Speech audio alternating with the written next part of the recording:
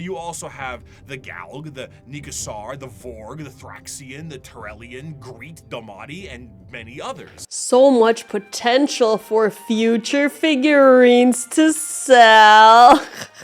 I'm just kidding. Or am I? So this is the last part of this Bricky series. If you guys know any other content creators that make good Warhammer lore videos, I would love to dive in deeper. So please let me know in the comments. But until then, let's continue watching this. The alien is not intrinsically evil. Do not hate him. Pity him his ignorance. Seek to understand his differences and acquaint him with his inadequacies. Only then will he accept his place in the greater good. The early history of the Tau is chaotic at best. Due to their extreme speed run to space travel, their journey to the stars were overburdened with inner conflict. It wasn't until the appearance of the Ethereals that things began to settle. These Tau to the warring tribes marked their unification under one common belief: the greater good of the Tau Va. What about the greater good? The greater good. How can this be for the greater good? The greater good. This system is a caste-based system that seeks to unify and organize the Tau into an effective and successful society while working for their mutual benefit. These castes, in order from lowest to highest, are the Fire or Shas caste, which is soldiers, Earth/Theo, which is manufacturers and industrialists, the Water or Hor, being diplomats and traders, and the Air/Core, being Navy officers. Also, you have the Ethereal/Un, which is the lords and leaders of the Tau. Now, So the Tau are the like stereotypically alien looking ones, I suppose.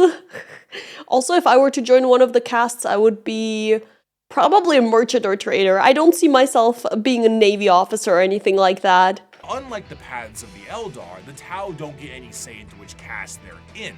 It's determined upon birth due to inheritance from a parent. Trying to deviate from your caste or trying to do tasks or even use tools assigned to another caste is a grievous crime against the Ethereals, and those guilty of this crime tend to be sent to re-education camps, which sounds not so greater good, but a greater good than the good that the Imperium sees as greater. The guidance of the greater good also encourages the growth of the Empire through the absorption of other races and cultures.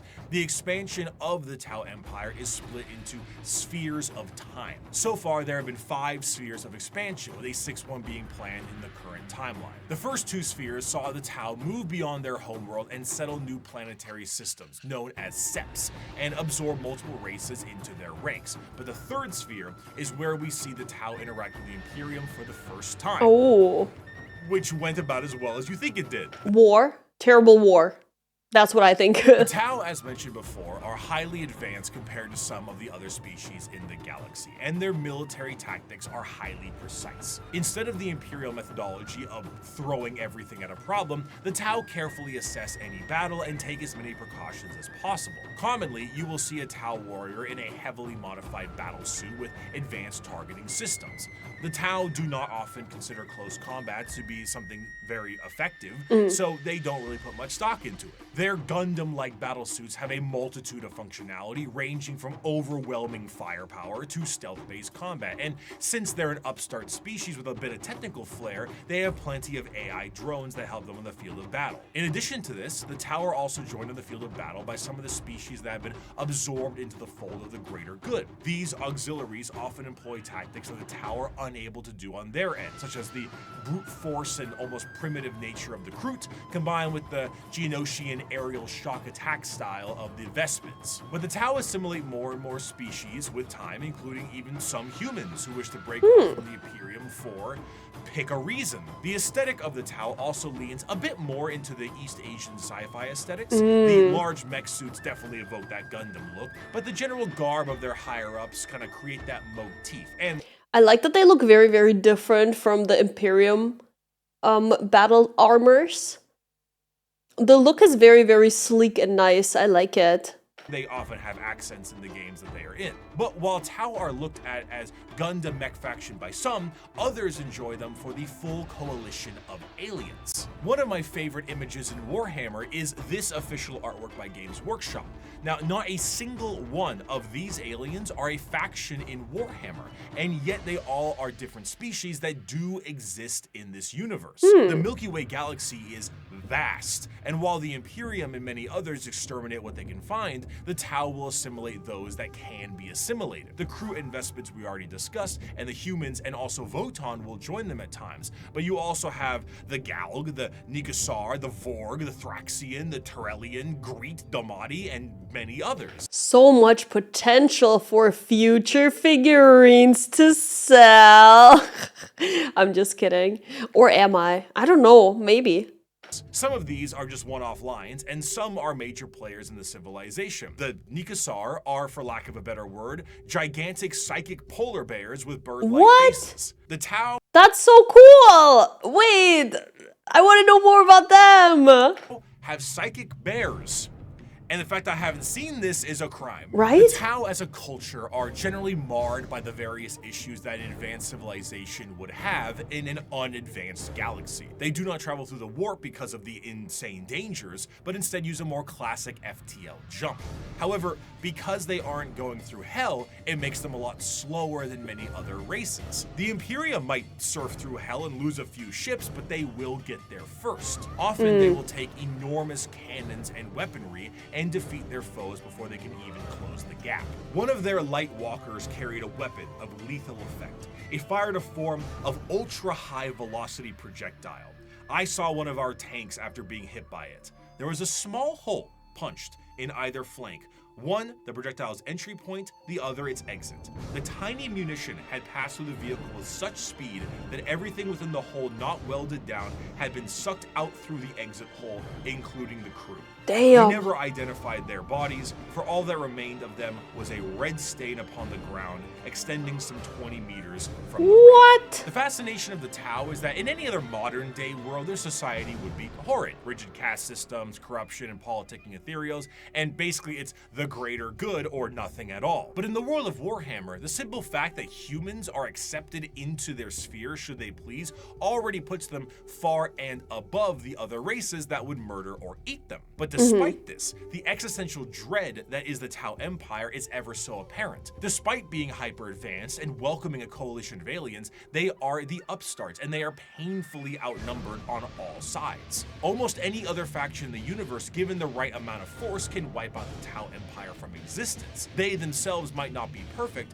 but their slight glimmer of hope is exactly that, a glimmer in a dark and crushing galaxy. Of course, nobody dares take the attempt to destroy the Tau Empire because doing so is an enormous amount of resources, and for the same reason why you don't full send your whole army to one person in a commander game of Magic. You open yourself up to player 2 and 3. But not to say it won't be a struggle. The Tau Empire, when prepared, are a vicious fighting force who might delete your formation before you even see them. But they lack numbers. And in the dark corners of the galaxy, something is coming that is entirely numbers.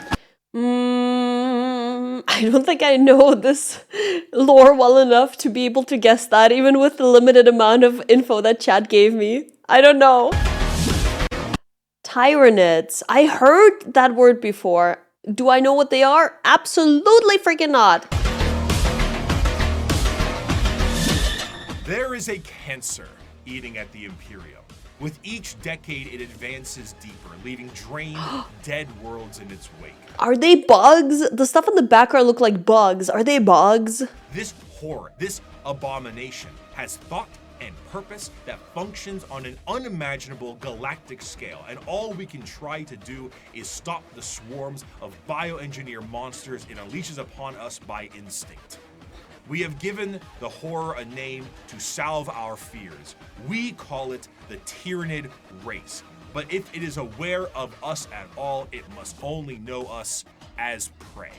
The conflicts of Warhammer 40k are Whoa, that art is so cool. chaotic enough with the sheer volume of violence that exists in the confines of the Milky Way. However, there is a threat to the galaxy that extends beyond our known galaxy that is creeping ever closer and cannot be negotiated with. What drew them to the galaxy is unclear. It may have been the light of the Astronomicon itself, like a moth to a flame. It could have been a Xenos device detonated in the Horus Heresy. It could have been that they were done eating the Andromeda Galaxy and they have come to take ours, or they might be running from something far, far worse.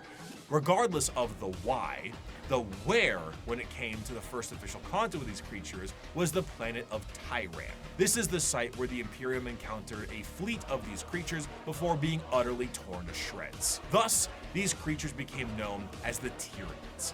There is plenty of evidence that the Tyranids have been lurking in our galaxy for years beforehand, but this was the first true instance of their presence being fully known. Unlike other creatures in the realm of 40k that can be talked to, captured, or negotiated with, the Tyranids are unable to be reasoned with. Every art we have seen of the Tyranids so far looked hella cool though. They are, at their core, animals, but not the fun kind of animals. They are the xenomorphs of 40k, and boy are they hungry. They are instinctively hardwired to either kill or be killed, and they are an unrelenting force due to this. However, just because they don't talk outwardly doesn't mean they don't communicate with one another. The true horror of the Tyranids is found in their driving force, the hive mind. 3, 2, 1. Hot in here by Nelly. That's what I guessed.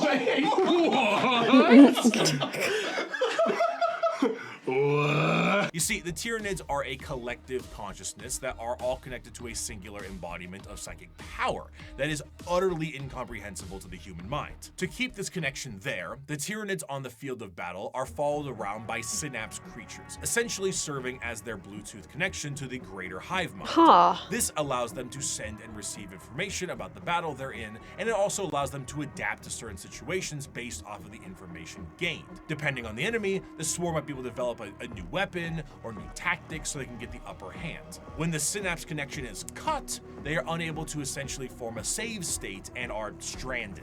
The sheer power of the hive mind presence pours from each Tyranid in such a manner that it causes a distortion in the warp itself. Okay, but how do they act when that Bluetooth connection is severed? Are they still these hungry monsters just without guidance, I suppose? A hive fleet's arrival can cause a dark shadow the size of several light years, coined the shadow in the warp.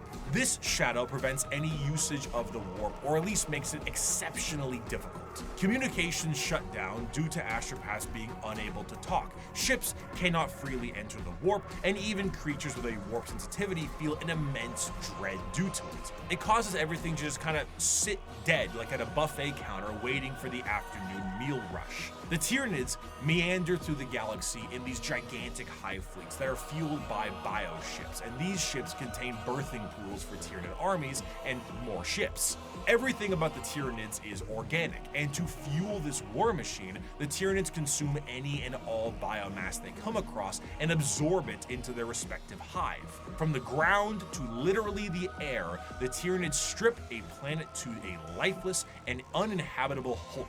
As a means to curb the advancement of the Tyranids, the Imperium has been known to preemptively exterminatus worlds in the path of a hive fleet so that they have less biomass to consume in an attempt to starve them.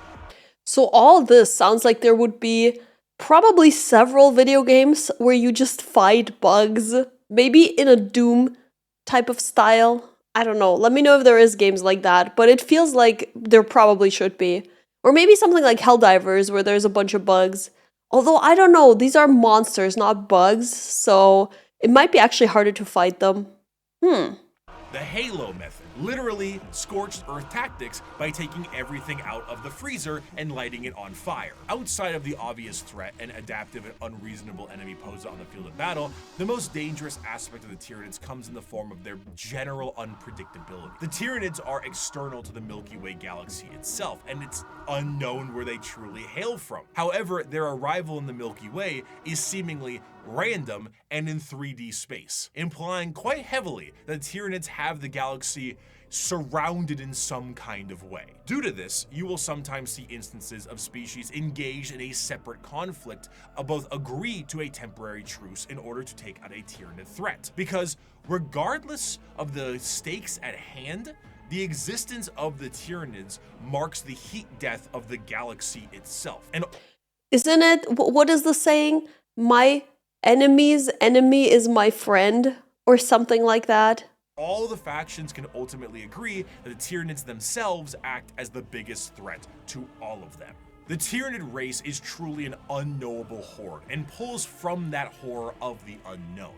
They, as a faction, are not ones with a large amount of general lore because their entire race is told from the point of view of those being eaten by them. Tyranids are called that due to the planet Tyranid they destroyed, as we mentioned earlier, and their names are often phrases given to them by their victims. The Swarm Lord, Old One-Eye, the Death Leaper, Von Ryan's Leapers, and so on. That is pretty cool names, though, I gotta say. If I was one of the Tyranids, I would be pretty pleased with that. They sound so badass and cool. Despite the inability to even perceive the vast psychic hive mind of the Tyranids, they are fiercely intelligent. Special poisons and items designed to counter them are adapted in a matter of hours. If you bring light infantry, they create heavy monsters. If you brought weapon emplacements, they spawn little creatures to scour your vents and sewers. Many of you enjoyed the Servitor excerpt from part 1, and so bear with me as I provide you another very long account of a planetary governor whose planet is in the final death throes of the Tyranid menace. This starts about halfway through. It has been many weeks since a handful of us escaped the sinking of the Seafort Divine Anchor via airlift. We have escaped in this manner because the Tyranids had overwhelmed so much of our world, they no longer appeared to need to continue spawning beasts for aerial supremacy. I shall never forget what I saw from my craft's portholes. Alien biostructures dominated Huto's surface. Gigantic, lumpen barnacles pumped out clouds of matter to further poison the planet alongside pulsating, brain-like nodes that resembled lethal fungi. Immense capillary towers stretched high into the poisoned sky. The glistening chitin coating their flanks crawled over by chains of lesser beasts fulfilling some sick alien purpose I cannot know. Digestion pools spread for miles, replacing our once great lakes with reservoirs of bubbling biomatter. I love the background music. Tides of creatures bloated with consumed flesh vomited their guts into the pools or threw themselves entirely into Gross. the billowy liquid. Amidst the seas of feeder beasts consuming all in their path, we would every so often see an explosion or a burst of fire. Were these heroic final stands by other survivors, or merely abandoned ordnance detonating at random? I will never know. I cannot rejoice in the deaths they inflicted. The biomatter of the dead Xenos was surely recycled by the Xenos regardless in no time at all. Our aircraft ran out of fuel a week ago. Now I stand in the snow, not far from the peak of Mont Saint Hila. I am the only one left that I know. One by one, those with me perished. The slightest cut on a mountain rock resulted in an immediate infection that left the pilot screaming in agony. Her co-pilot fired the shot that ended her torture, and my senior aide threw himself from a ledge, the reality that there was no escape hitting him. I have no idea what happened to my chief medicae. Others were slain by lone beasts the rest of us were unable to kill or drive away. A justly deserved end will soon be mine. I have failed on every possible level. We were not even able to send word. An alien disease has me within its grasp. My limbs are numb, my tongue is dry as sand, my head throbs. Even at these chilled heights, I sweat profusely. From here where I sit, I can see the final death unfold on the planet entrusted to me. Before me is the Radarin Ocean. The water level is visibly dropping, hour by hour. They are even taking our seas. There are enormous beasts with great, slowly flapping wings and immense open maws moving through the sky. I may be at high altitude, but the air is thinner here than it should be. I know enough of mountaineering to know that. They will not even leave our air. There is an isthmus I can see, upon which is sat one of the Xenos capillary towers. Now I believe I can tell what they are truly for. High up, foul Xenos bioships cling to their flanks like twisted calves at their mother's udders. They are feasting, I am sure, hungrily filling themselves to burst on the hideous gruels that are what remains of my people. I have witnessed the planet's death from sinister start to hideous conclusion. I see the power of our foe, and though I have shown boundless weakness these past months, I do not see how we could ever have won. So this is just a side note, but could Bricky please just narrate the entire book like this? It was really good. I really enjoyed it.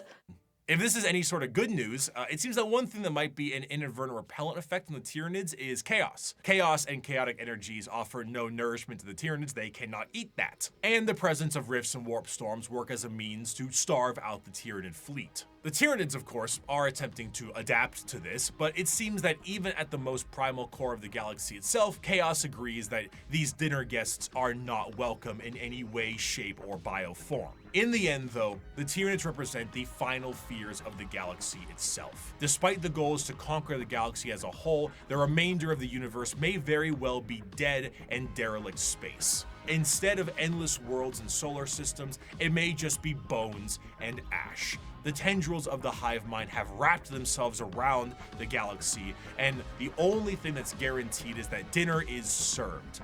However, the Tyranids are not simply the unending hordes of bugs. Beyond the more general buffet tactics of the force of the Tyranids, the hive mind has a more secretive and dangerous means of planetary conquest in the form of something a bit more terrestrial. General upheaval and revolution. However, though the idea of a societal revolt for the good of the populace is an admirable thing, these leaders have the nefarious intent of the hive mind itself. These are the downtrodden and the oppressed, the revolutionaries to a better cause, the heralds of the Star Children. These are the... Hi guys, if you're enjoying this video, don't forget to like and subscribe. Thank you! The Genestealer cults. Never heard of that at all. In the sunless body of our hive, the flock of the faithful grows. We are guided by our great Father's sacred vision, protected by his loving hands. Within these holy shadows we dwell, while the impure bathe in spire-topped starlight. And what lies between those stars? What sails beyond those distant suns? Shrouded in night, born within that eternal black, our redeemers, our gods, truer than the silent, long-dead emperor, the children of the void. We hear them in our dreams, we feel them in our blood. They call and we will answer. We will rise and claim the engines of labor that have bound us in servitude. This world will burn. It will be cleansed, purified, made ready, and the heavens will deliver our reward. The ground zero of a Genestealer cult comes in the form of the Genestealer itself.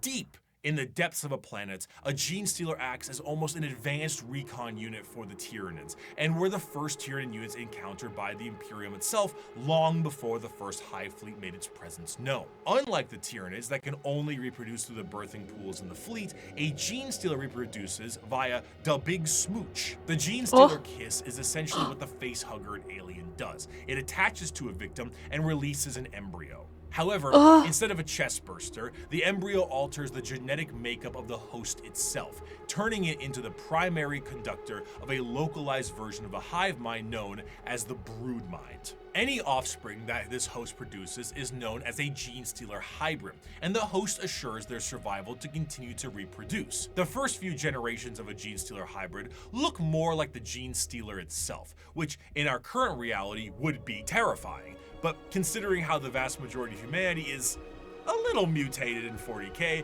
it doesn't stand out as much as it should.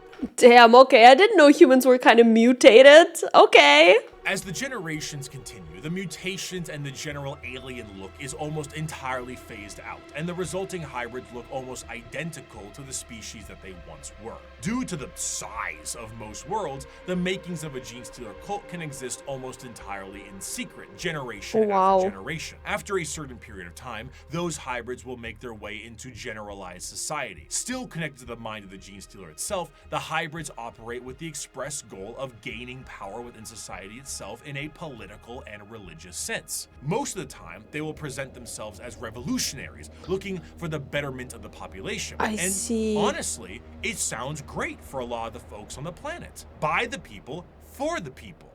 As they expand more openly, the crossbreeding continues until all aspects of the planet's society is infiltrated.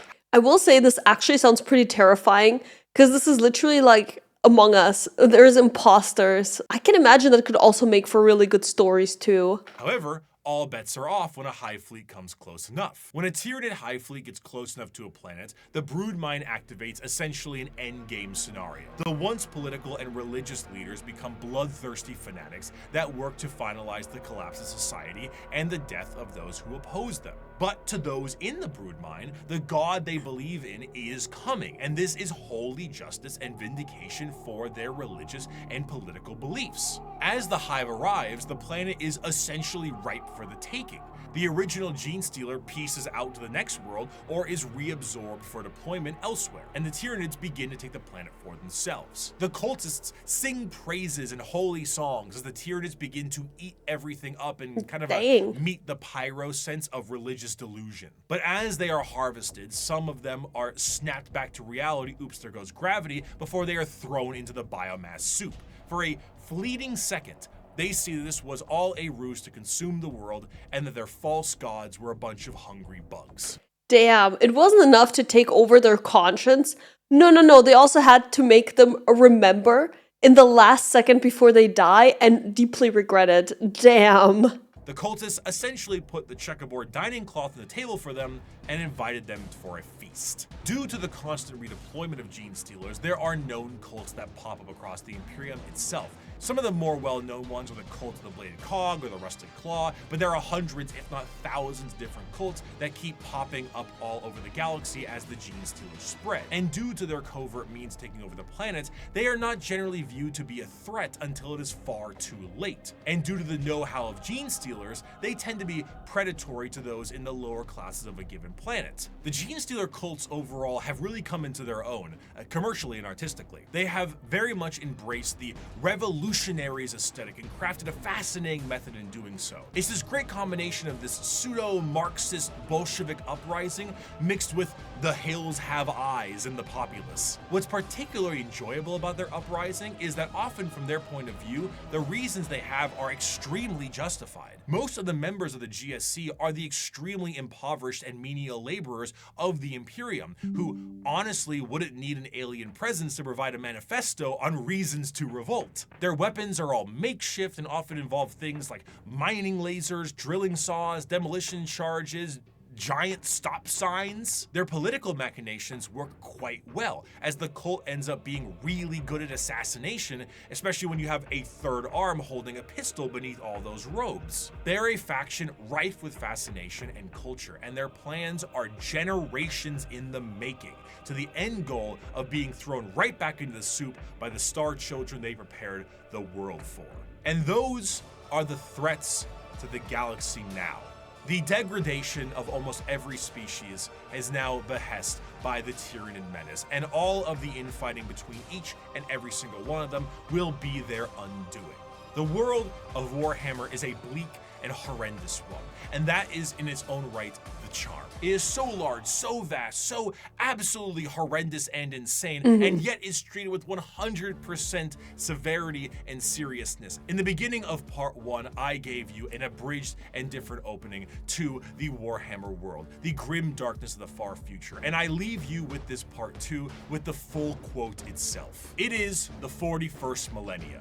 For more than 100 centuries, the Emperor has sat immobile on the golden throne of Earth. He is the master of mankind by the will of the gods, and master of 1,000,000 worlds by the might of his inexhaustible armies. He is a rotting carcass writhing invisibly with power from the dark age of technology. He is the carrion lord of the Imperium, for whom 1,000 souls are sacrificed every day so that he may never truly die. Yet even in his deathless state, the Emperor continues his eternal vigilance. Mighty battle fleets across the demon-infested miasma of the warp, the only route between distant stars, their way lit by the Astronomicon, the psychic manifestation of the Emperor's will. Vast armies give battle in his name on uncounted worlds. Greatest amongst his soldiers are the Adeptus Astartes, the Space Marines, bioengineered super warriors. Their comrades in arms are legion. the Imperial Guard and countless planetary defense forces, the ever-vigilant Inquisition, and the tech priests of the Adeptus Mechanicus, to name only a few. But for all their multitudes, they are barely enough to hold off the ever-present threat from aliens, heretics, mutants, and worse. To be a man in such times is to be one amongst untold billions. It is to live in the cruelest and most bloody regime imaginable. These are the tales of those times. Forget the power of technology and science, for so much has been forgotten, never to be relearned. Forget the promise of progress and understanding, for in the grim darkness of the far future, there is only war. There is no peace amongst the stars, only an eternity of carnage and slaughter and the laughter of thirsting gods. Thank you so much for watching. I hope you have a wonderful rest of your day. Damn! Well, that was really cool. I will say, after watching those 2 videos now that explain all the factions, I'm still on Team Orc. I think the Orcs are fun. But I will say I also like the Eldar. For some reason, the humans, they were okay. They are interesting, and I'm sure there's a lot of great books about them, and especially the Horus Heresy and all that lore. But I found them to be less interesting for me personally. Although the chapter about like the assassins in the last video was also kind of cool. And I will say the Tyranids are also really, really interesting just because they seem extremely menacing. And I kind of like the ending with the cults because of the imposter among us type of vibes. So yeah, that was really interesting. I had a great time with these videos, and I will say that they were exceptionally well made, like props. I'm about to travel to Japan in the next month, and I'm thinking if I should maybe select one of the books for the flight. If I remember correctly, he did recommend a couple of books in one of his first videos. So maybe I'll get started on that. But of course, in the meantime, I will still have a couple more reactions coming up. So maybe I'll find some more Warhammer lore before that as well. Thank you guys so much for watching. I'll see you in the next one. Bye-bye.